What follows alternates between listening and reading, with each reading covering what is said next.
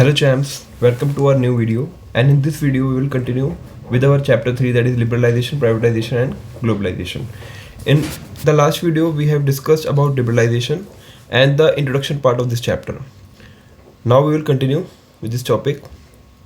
So अभी तक हमने देखा कि लिबरलाइजेशन में क्या हुआ कि गवर्नमेंट ने सारे रिस्ट्रिक्शन जो प्राइवेट सेक्टर में थी उनको रिमूव कर दिया, एंड अब जो गवर्नमेंट को काम करना था वो करना था प्राइवेटाइजेशन, जिसमें उन्होंने प्राइवेट सेक्टर को अपने इंडस्ट्रीज़ को हैंड ओवर करना था मेजर पोर्शन, और ज़्यादातर ट्रेड को और इंडस्ट्रीज़ को प्राइवेटाइज करना उनका प्राइम फोकस.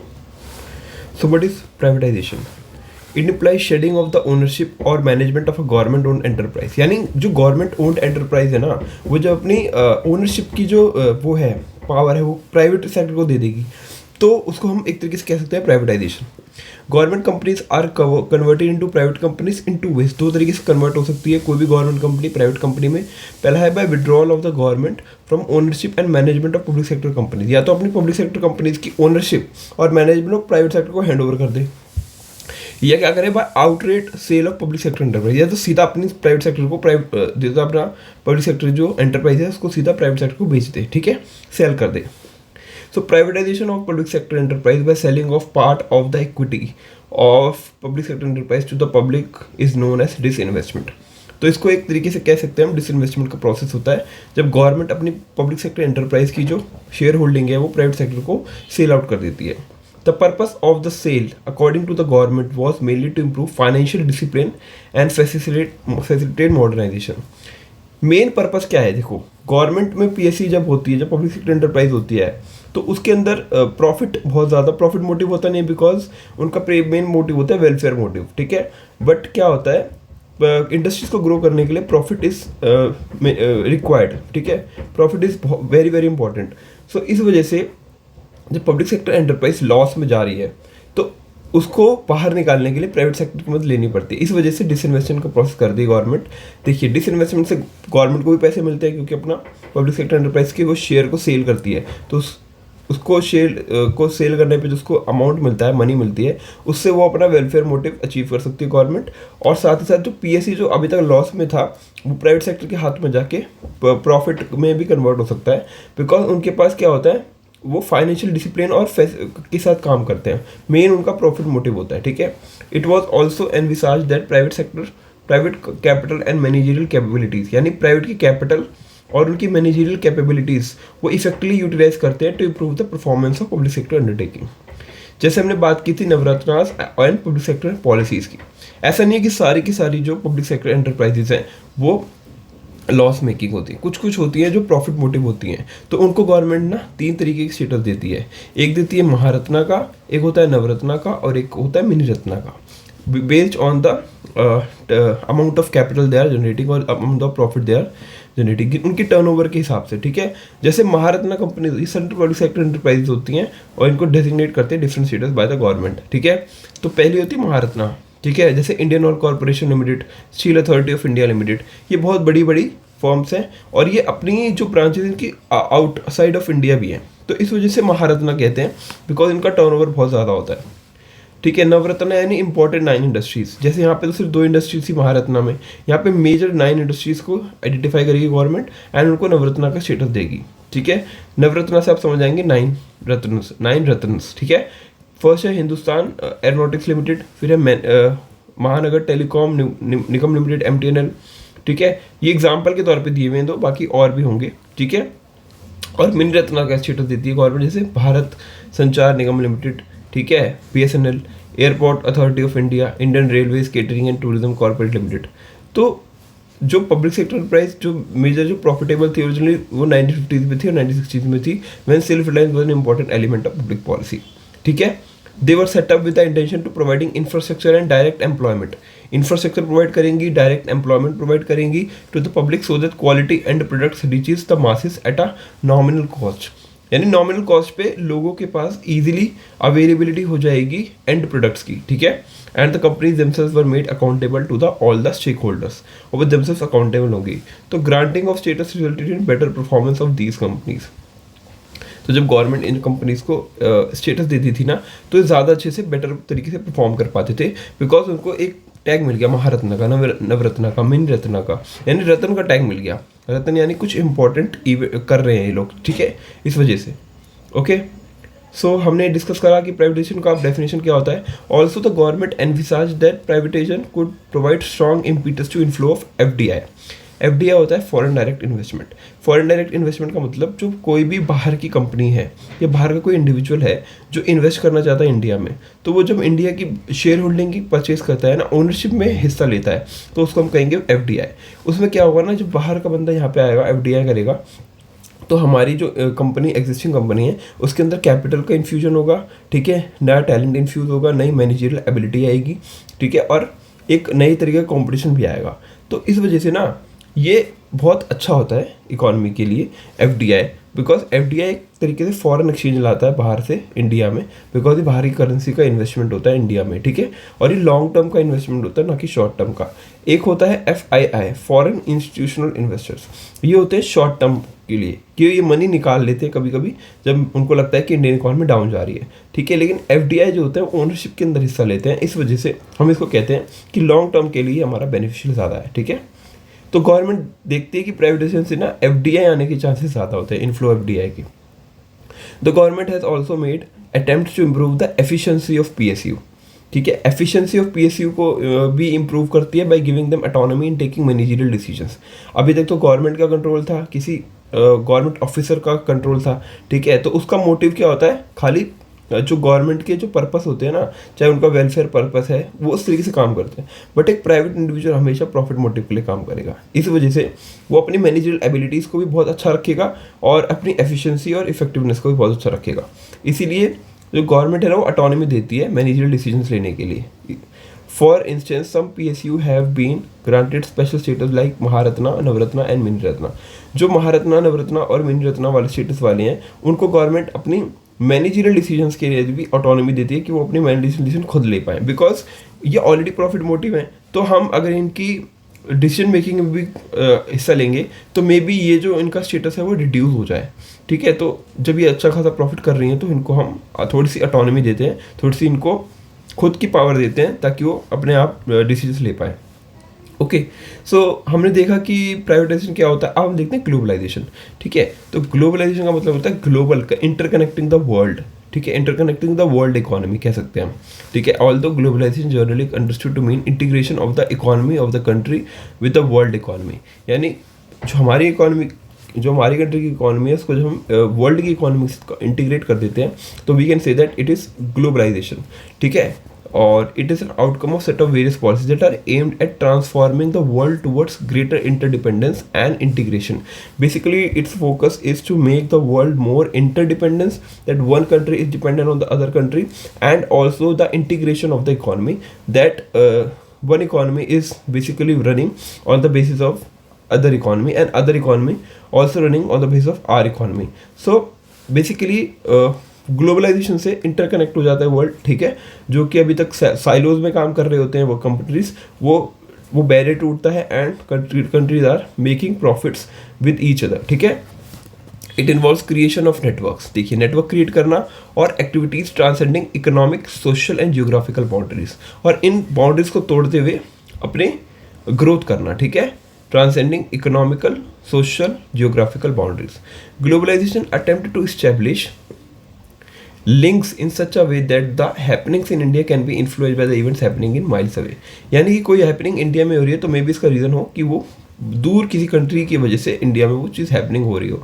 तो इस तरीके से जो वर्क होता है ना, वो ग्लोबलाइजेशन अटेम्प्ट करता है करने का, ठीक है। जैसे कि अगर फॉरेन डायरेक्ट, जैसे कि अगर यूएस में यूएस की सेंट्रल बैंक ने अपने डॉलर्स को सस्ता कर दिया तो उसका इम्पैक्ट इंडियन के फॉरेन एक्सचेंज पे भी पड़ेगा, ठीक है, इंडिया के ऊपर भी पड़ेगा। तो इस तरीके से हम कह सकते हैं ग्लोबलाइजेशन का इम्पैक्ट ना all over India, all over world में हर कंट्री में पड़ता है मोस्टली। देखिए ग्लोबलाइजेशन से जो एक इंपॉर्टेंट अच्छी चीज़ हुई वो हुई आउटसोर्सिंग।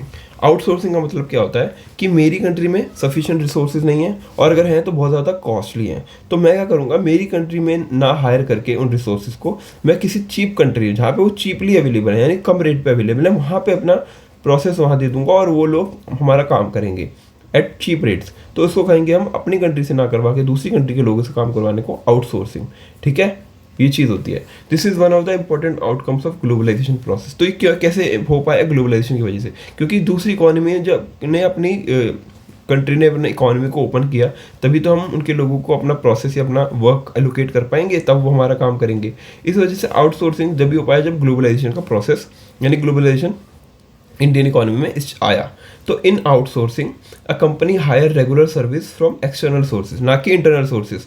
एक्सटर्नल सोर्सेज से हायर करती है mostly from other countries which was previously provided internally or from within the country, like legal advice, computer service, advertisement, security, each provided by respective departments of the company।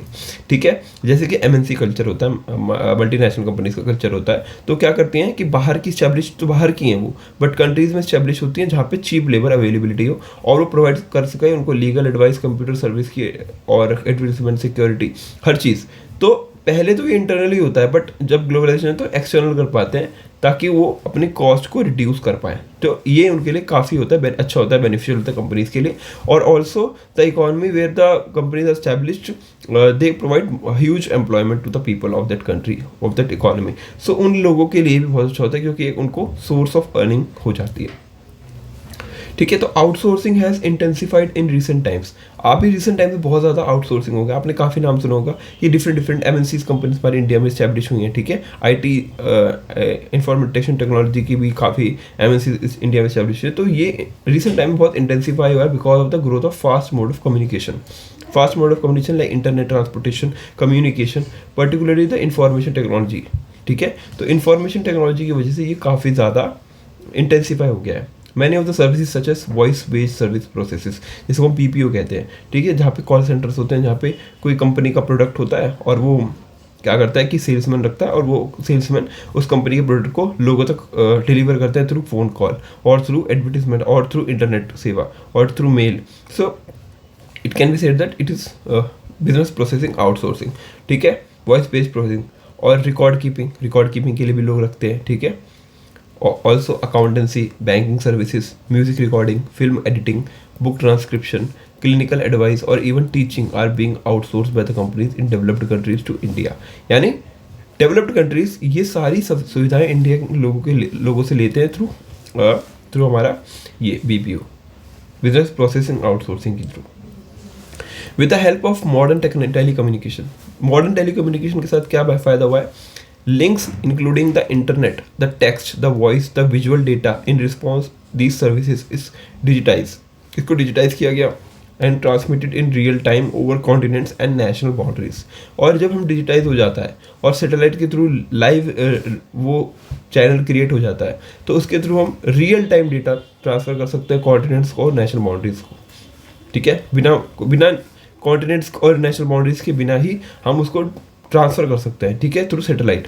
तो most multinational corporations and even small companies are outsourcing their services to India where they can be avail at cheaper cost with reasonable degree of skill and accuracy. जैसे मैंने बताया, cheaper cost with reasonable degree of skill and accuracy, तो वो outsource कर सकते हैं with developed telecommunication.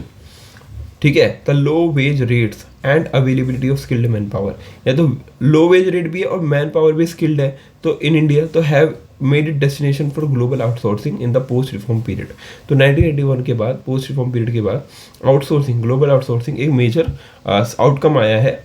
ठीक है, जिसके थ्रू हमारी स्किल्ड मैन पावर लो वेज रेट पे इनके लिए आउटसोर्सिंग वर्क करती है। ठीक है, लेकिन ग्लोबलाइजेशन आया है तो कुछ ऐसा भी होगा कि कहीं पे कुछ नेगेटिव ना हो, नेगेटिव क्रिएट ना हो, मतलब कि कोई कंपनी किसी कंट्री के लोगों को एक्सप्लॉइट कर रही है। ठीक है, कोई कंट्री टैरिफ ज़्यादा लगा रही है इंपोर्ट एक्सपोर्ट पे, तो इन सबको देखने के लिए वर्ल्ड ट्रेड ऑर्गेनाइजेशन का एस्टैब्लिशमेंट हुआ था।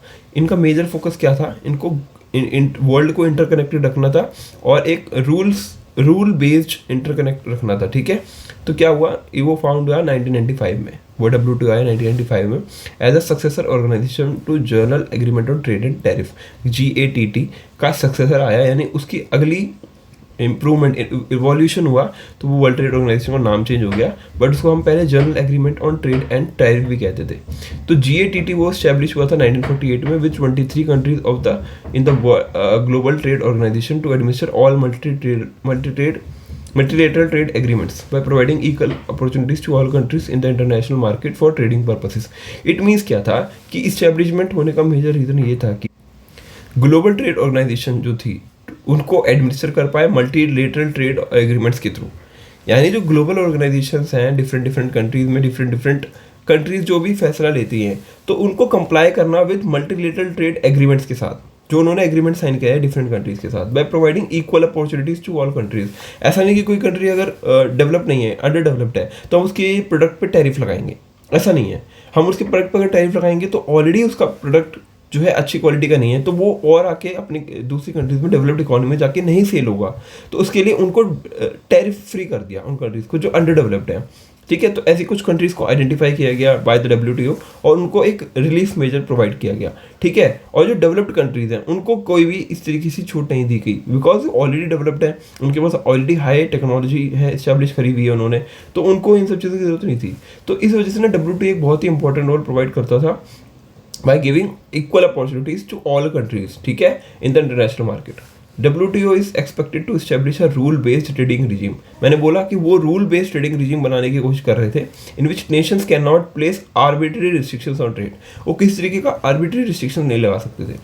In addition, its purpose is also to enlarge, देखिए, production and trade of service, उनको प्रोडक्शन और ट्रेड ऑफ सर्विस को भी एनलार्ज करना था, to ensure optimum utilization of world resources, ताकि वो वर्ल्ड की रिसोर्सेज का ऑप्टिमम यूटिलाइजेशन हो पाए, and to protect the environment also. ठीक है, तो WTO agreements cover trade in goods as well as services. WTO का जो एग्रीमेंट्स थे वो ट्रेड और सर्विस दोनों को कवर करते थे, टू फैसिलिटेट इंटरनेशनल ट्रेड, यानी बायलेटरल भी, यानी दो कंट्रीज के बीच में भी, या मल्टीलेटरल यानी दो से ज़्यादा कंट्रीज के बीच में भी जो ट्रेड हो रहा है, through removal of tariff as well as non tariff barrier. जैसे हमने टैरिफ और नॉन टैरिफ बैरियर्स अपने मैक्रो इकोनॉमिक्स के सीरीज में किया है, अगर आप वहाँ से देखें तो आपको क्लियर होगा, और हमने इसके लास्ट वाले वीडियो में भी किया था टैरिफ और नॉन टैरिफ बैरियर्स।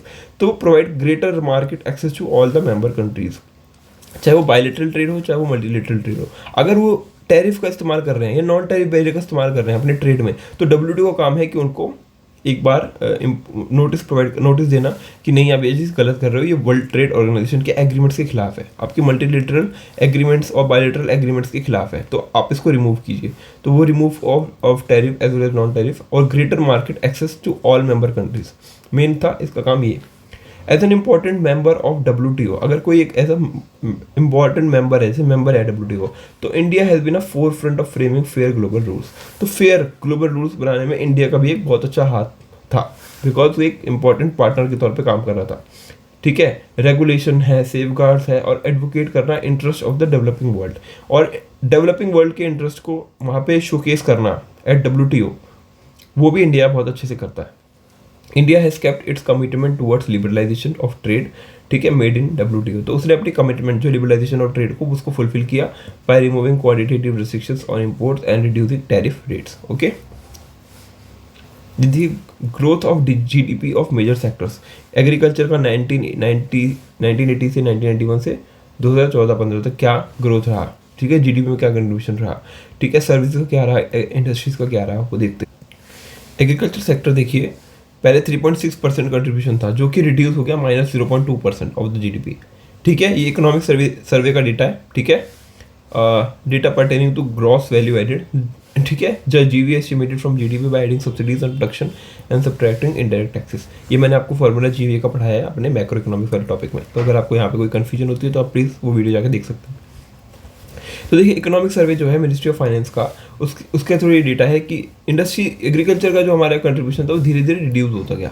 देखिए, धीरे धीरे रिड्यूस होता गया, और इंडस्ट्रीज का 7.1, 6.5, 9.4, 7.4, 0.65 और 7, ये मेजर एवरेज रहा, मतलब 7 के अंडर में ही रहा। ठीक है, सर्विस का बढ़ा होगा, ठीक है, क्योंकि ग्लोबलाइजेशन से सर्विस सेक्टर बहुत ज़्यादा इंप्रूव हुआ है, तो सर्विस का 6.7, 8.2, 7.8, 10, देखिए 10 तक पहुंचा, 8.1, 7.8, 9.8, तो ये देखिए इंप्रूवमेंट हुआ है सर्विस सेक्टर के कंट्रीब्यूशन टू GDP में।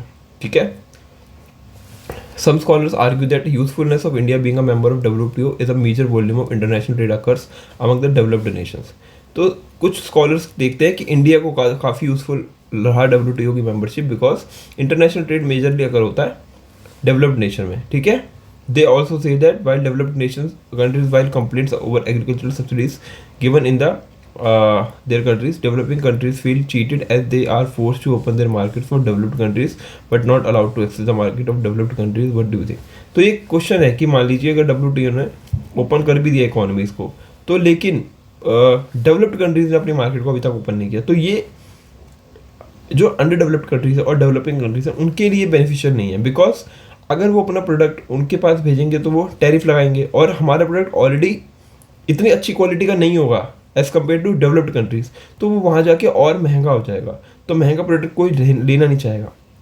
तो ये कहाँ तक सही है कि डेवलप्ड कंट्रीज़ ने तो अपनी इकॉनमी को नहीं खोला और अंडर डेवलप्ड कंट्रीज़ और डेवलपिंग इकॉनमीज़ ने अपनी कंट्रीज़ को खोल दिया, ठीक है, और उनके अगर सब्सिडीज भी दे रहे हैं तो उस पर भी आप थोड़ा रिस्ट्रिक्शन लगाते हैं। तो इस टाइप का क्वेश्चन है, ये इंपॉर्टेंट नहीं है ज़्यादा, आप इसको छोड़ दे सकते हैं, ठीक है। हमने जो इंपॉर्टेंट था उसके ऊपर पढ़ लिया है, ठीक है।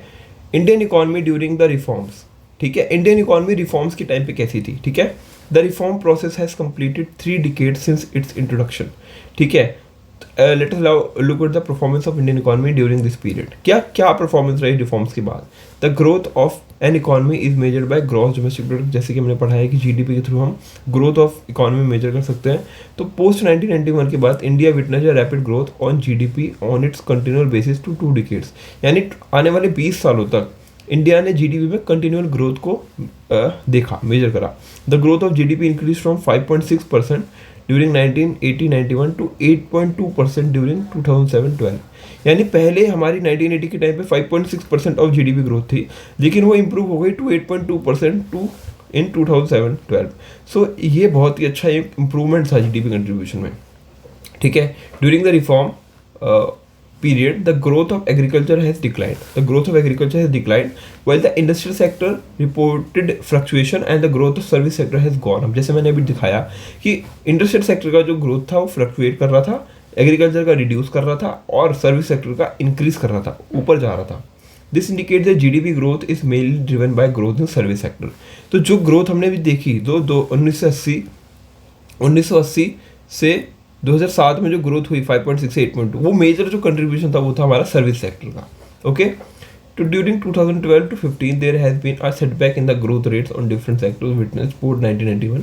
तो ग्रोथ रेट पे एक सेटबैक लगा, क्यों? बिकॉज क्राइसिस हुआ था 2008 में, सब प्राइम क्राइसिस कहते हैं जिसको, तो उसका भी इम्पैक्ट हो सकता है, ठीक है। While agriculture recorded a high growth rate during 2013-14, this sector witnessed negative growth in subsequent year.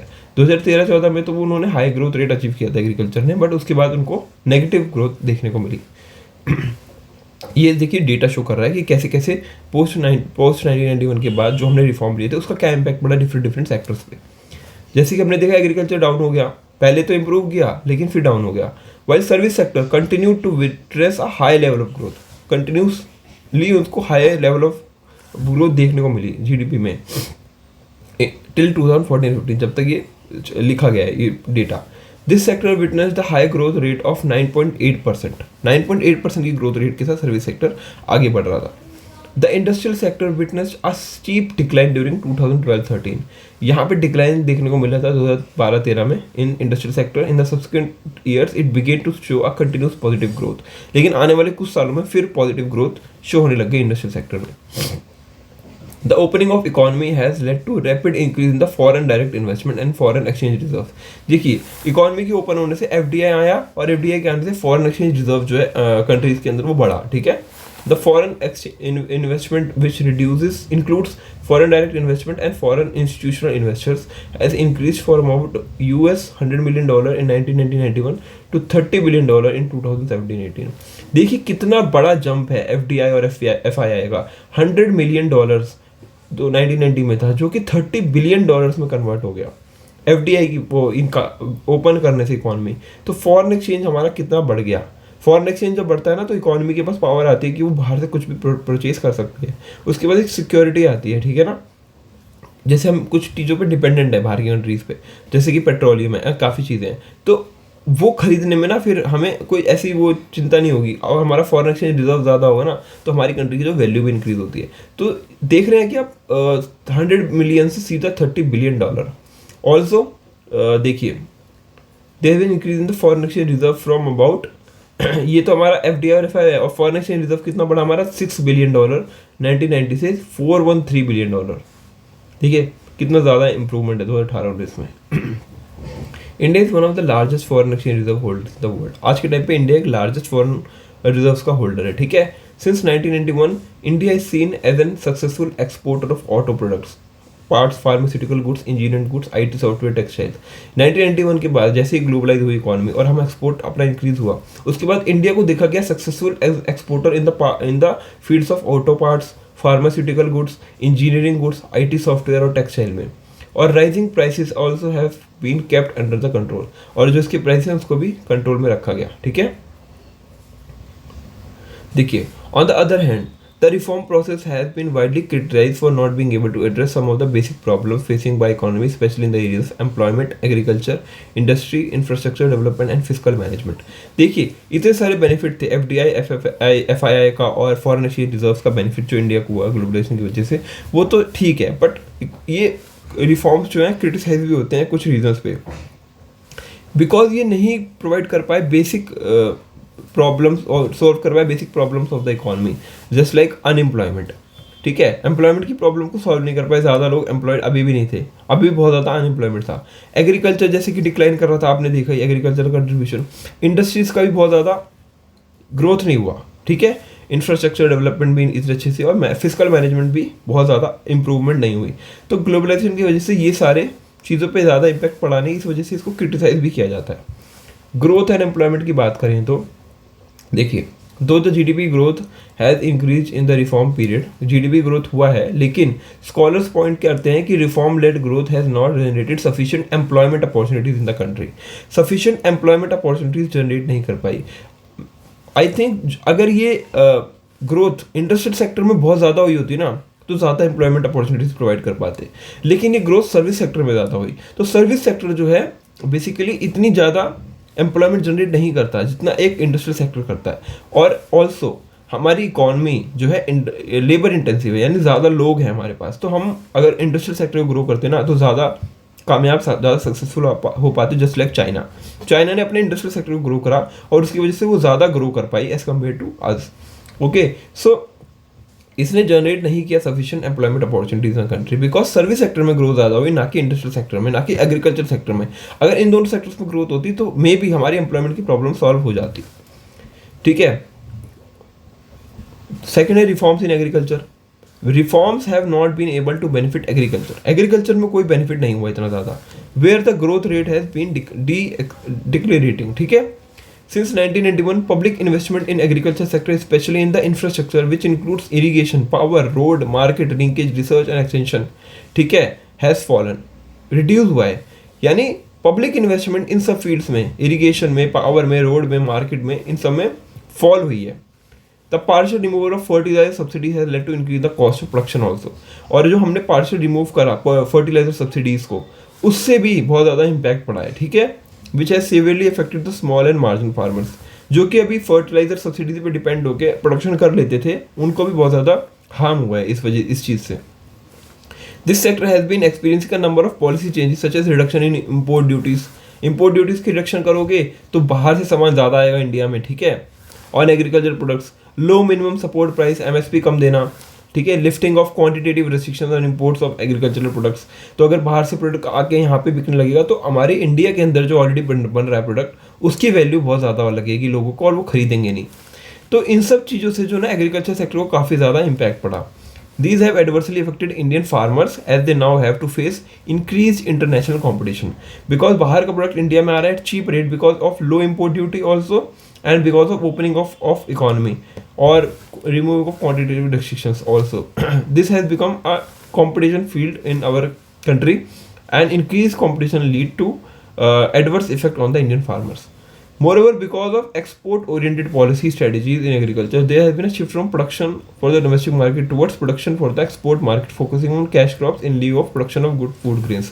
Or also, opening of economy lead to export-oriented and also their export-oriented policies and strategies in agriculture led to a shift from food crops to cash crops, because cash crops are for the export purpose and food crops are for the domestic purpose. If you are following the policy of export, if we are following the export policies, so we will definitely shift from food crops to cash crops. That's why it will harm our domestic requirements of food crops.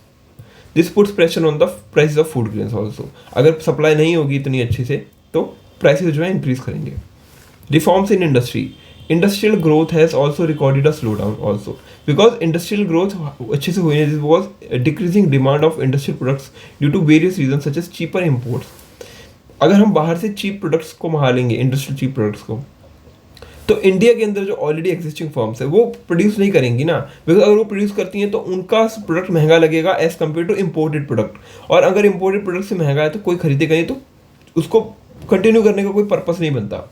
ठीक है, तो इसने decrease हुई demand की industrial products की because of cheaper imports, तो inadequate investment also in the infrastructure etcetera, तो इससे ही हार्म हुआ इंडस्ट्रियल सेक्टर को।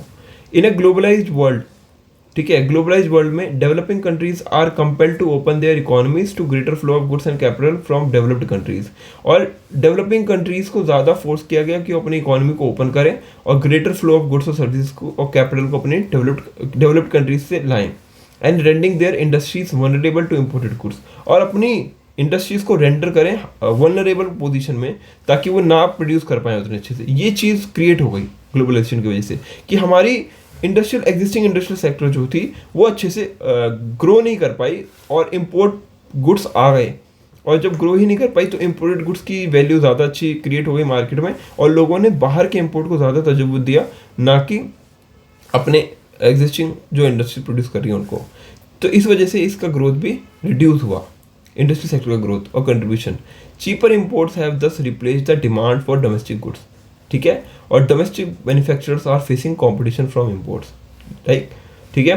The infrastructure facilities including power supply have remained inadequate due to lack of investment. Also हर sector में, infrastructure sector के अंदर पावर सप्लाई एडुकेट नहीं थी हर जगह, सिटीज़ के अंदर थी, but when we go to the rural areas where the industries were developed in these areas there was lack of power supply, ठीक है, और इंडस्ट्रीज को रन करने के लिए कंटिन्यूस पावर सप्लाई की रिक्वायरमेंट होती है, बट वो नहीं था, तो वो इनएडुकेट था, ठीक, due to lack of investment also, ठीक है। Globalization is thus often seen as creating conditions for the free movement of goods and services from foreign countries that adversely affect the local industries and employment opportunities in developing countries। तो इस line का मतलब ये है कि globalisation ने क्या किया, क्रिएट करी conditions for the free movement of goods and services. Free movement of goods and services होगा from foreign country to the developing country, ठीक है, जो एडवर्सली इम्पैक्ट करेगा उनकी लोकल इंडस्ट्रीज को, उनकी एम्प्लॉयमेंट अपॉर्चुनिटीज को, ठीक है। डिसइन्वेस्टमेंट, जैसे कि हमें पता ही है कि हम डिसइन्वेस्टमेंट का मतलब क्या होता है। Every year the government fixes a target for disinvestment of public sector enterprise. हर साल कुछ गवर्नमेंट एक टारगेट लेके चलती है अपने बजट जब पेश करती है उसमें, और इकोनॉमिक सर्वे में एक टारगेट होता है कि हम इतनी पब्लिक सेक्टर एंटरप्राइज की इतनी शेयर्स को डिसइन्वेस्ट कर देंगे, यानी बेच देंगे प्राइवेट सेक्टर को, ताकि उससे हमें जो रेवेन्यू होगा उसको हम वेलफेयर पर्पज के लिए यूज़ कर पाएंगे। तो डिसइन्वेस्ट फॉर इंस्टेंस 1991-1992 में टारगेट था कि 2500 करोड़ रुपए थ्रू डिसइन्वेस्टमेंट अर्न करने हैं। Government was able to mobilize 3040 crore, ठीक है, उससे कहीं ज़्यादा, ठीक है। 2017-18 में टारगेट था 1 लाख करोड़ का और उसको अचीव करा गया उससे ज़्यादा, 1,57 करोड़।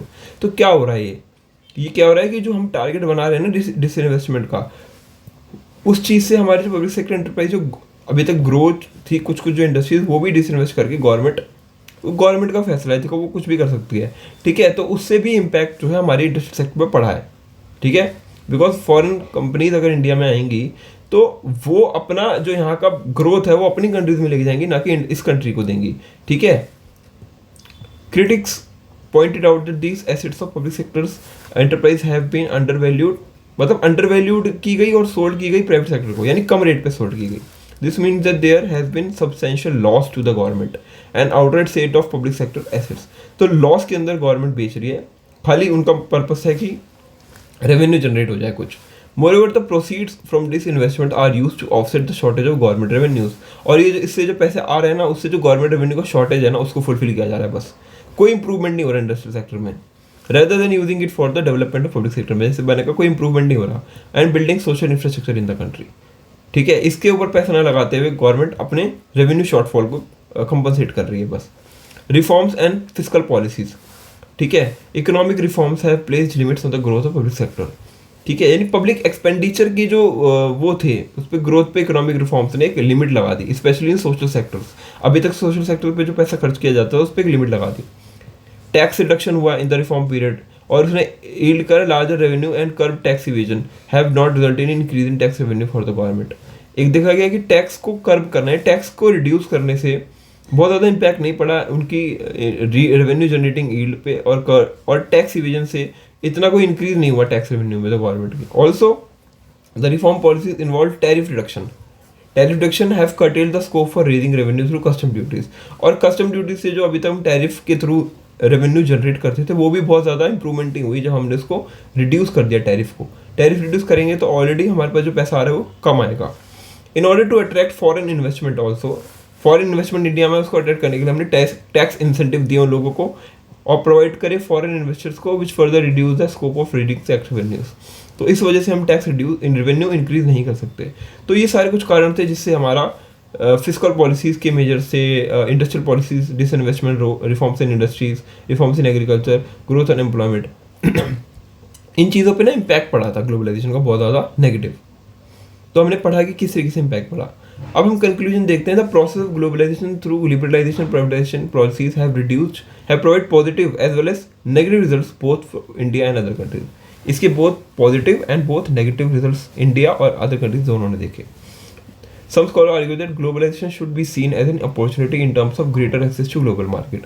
कुछ लोग कहते हैं कि हमें इसको देखना चाहिए एज अपॉर्चुनिटी, ताकि हम कंट्रीब्यूट कर पाए ग्लोबल इकोनॉमी में, है ना, और ग्रेटर एक्सेस मिल पाए हमें ग्लोबल मार्केट का, हाई टेक्नोलॉजी का, increase possibility of large industries का, developing countries to become important players in international arena, और हम एक इंपॉर्टेंट इंटरनेशनल प्लेयर की तरह एमर्ज हो पाए। ठीक है, लेकिन कुछ स्कॉलर्स ये मानते हैं कि globalization is a strategy of developed countries to expand their market in other countries. ठीक है, कि ये डेवलप्ड कंट्रीज की स्ट्रेटजी थी कि वो अपने मार्केट को एक्सपेंड कर पाएँ और डेवलपिंग कंट्रीज की मार्केट को भी कैप्चर कर पाएँ by selling their product. According to them it has compromise the welfare and identity of people belonging to poor countries, और उनकी आइडेंटिटी को कॉम्प्रोमाइज करा जो पुअर नेशंस हैं। ठीक है, it has further pointed out that market-driven globalization has widened the economic disparities among the nations and people. और globalization की वजह से economic disparities बढ़ गई between nations and people. ठीक है, some studies have stated that the crisis that erupted in the early 1990s was basically an outcome of deep-rooted inequalities in Indian society and economic reform policies. तो हम कह सकते हैं कि जो 1990s के अंदर जो क्राइसिस इमर्ज हुआ था उसका मेजर रीजन था deep rooted inequalities between the people in Indian society and economic reform policies initiated as a response to crisis by the government. ठीक है, और उसके बेसिस के ऊपर जो इकोनॉमिक रिफॉर्म्स लिए गए थे वो था मेजर आउटकम। ठीक है, जो जिसने इकोनॉमी को डाउनफॉल किया था 1990 में और क्राइसिस जनरेट हुआ था with externally advised policy package. ठीक है, फर्दर aggravated the inequalities, और इक्वालिटीज बढ़ गई। ठीक है, further it has increase income and quality of consumption of only high income groups and growth has been concentrated only in some select areas in service sector. ठीक है, तो high income जो groups थे ना उनको ज़्यादा ग्रोथ मिली by the policy reforms, ना कि लो इनकम ग्रुप्स को, ना कि जाके लो जो पुअर पीपल है उनके लिए तो इनइक्वालिटी और ज़्यादा बढ़ गई। हाई और रिच और पुअर के बीच का गैप और ज़्यादा इंक्रीज हो गया इन पॉलिसी रिफॉर्म्स की वजह से। ठीक है, growth has been concentrated only in few sector some select areas of service sector such as telecommunication के अंदर ग्रोथ देखी गई खाली, income technology, finance, entertainment, travel and hospitality services, real estate, trade rather than vital sector such as agriculture, industry. ठीक है, जो कि livelihood provide करते हैं उनमें इतनी ज़्यादा ग्रोथ नहीं देखी गई। ठीक है, to millions of people in the country. तो इससे क्या समझ आया कि 1991 के जो पॉलिसी रिफॉर्म्स थे उसने कुछ अच्छा किया और कुछ बुरा, हमने दोनों को डिस्कस किया। ठीक है, हम ये नहीं कह सकते कि 1991 के रिफॉर्म्स बहुत ज़्यादा बेकार थे और मच नीडेड नहीं थे, नहीं, वो मच नीडेड थे उस टाइम पे। ठीक है, लेकिन गवर्नमेंट को स्टेप्स लेने चाहिए थे इन सारी प्रॉब्लम्स को सॉल्व करने के लिए भी। ठीक है, गवर्नमेंट अपना जो इम्पोर्टेंट चीज़ है, मतलब जिसके बेस उनका वेलफेयर मोटिव है, उसको छोड़ नहीं सकती गवर्नमेंट, उनको उस चीज़ को भी अचीव करना ज़रूरी है। तो इसने हमें एक रियलिटी चेक दिया कि पॉलिसी मेजर लेने से ही हर चीज़ इम्प्रूव नहीं होती है। जैसे कि इन सेक्टर्स में जो प्रॉब्लम थी उनको सॉल्व नहीं किया गया अभी तक। ठीक है, तो हमें क्या स्टेप्स लेने चाहिए, मे बी हम नेक्स्ट चैप्टर में इसमें डिस्कस करें कि क्या स्टेप्स हो रही है। बट 1991 के रिफॉर्म्स का क्या इम्पैक्ट पड़ा वो हमने अच्छे से डिस्कस किया। एंड आई होप मैंने आपको अच्छे से पूरा चैप्टर क्लियर कराया। मैंने कोई चीज़ छोड़ी नहीं, ठीक है, पूरा आपको अच्छे से डिस्कस किया।